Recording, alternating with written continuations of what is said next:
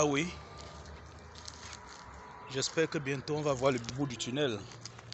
Parce que nous voici rendus au 31 mars et la période n'est toujours pas agricole. Ça, c'est compliqué. À cet instant, si on devrait déjà pouvoir observer les pousses, les plants qui sortent de terre avec beaucoup de vigueur. Vous vous rendez compte?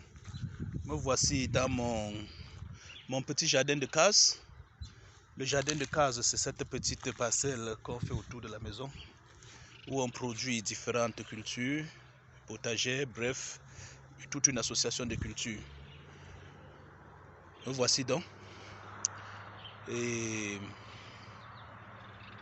le champ attend désespérément ses semences. Le champ attend ses semences pour produire, pour donner ce qu'on lui demande. Mais nous voici, nous attendons désespérément. Demain c'est le 1er avril. Ce qui est évident est que moi personnellement je n'ai jamais sémé avant avril.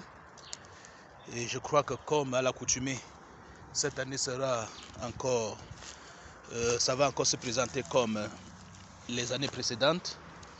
Mais ce qui est sûr est que là, il faut être prêt, comme je suis là. Parce que dès que la situation tourne, il faudra planter. Ce qui est vrai est qu'aujourd'hui, je peux s'aimer sans problème. Parce que quand vous regardez le sol, ça c'est la poussière. Hein? C'est la poussière. Il n'y a pas d'humidité. Donc je peux s'aimer.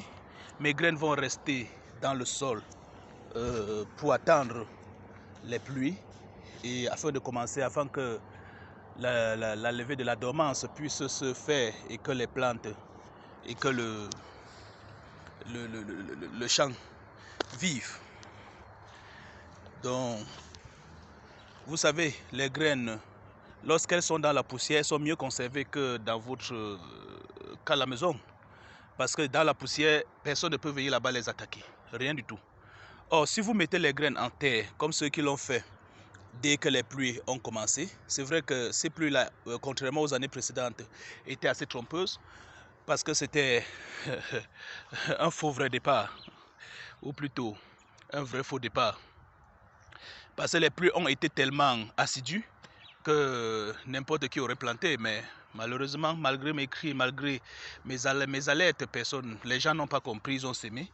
Et nous avons des champs qui sont assez avancés, qui malheureusement vont avoir des sérieux problèmes. Et ils sont secs, les champs sont secs, présentement les champs sont secs. Et le maïs va subir un grand coup. Les forêts de tiges vont attaquer, notamment Sesamia calamistis et Bisola fusca. Ils vont attaquer le maïs et bientôt, quand les pluies vont commencer, vous allez vous rendre compte que les feuilles sortent totalement perforées. Vous allez voir une sorte de sciure sortir des tiges de maïs. Vous comprendrez donc que là, votre campagne est compromise. Votre production est déjà compromise parce que le rendement ne sera pas au rendez-vous. Donc, en agriculture pluviale, il faut être patient, il faut lire les indicateurs climatiques afin de démarrer son année agricole. Donc, comme vous voyez là, j'attends, rien n'est au sol. Même les boutures de manioc, ce que vous voyez comme manioc là, ce sont les rescapés de la campagne dernière. Les boutures de manioc sont bien protégées, bien conservées.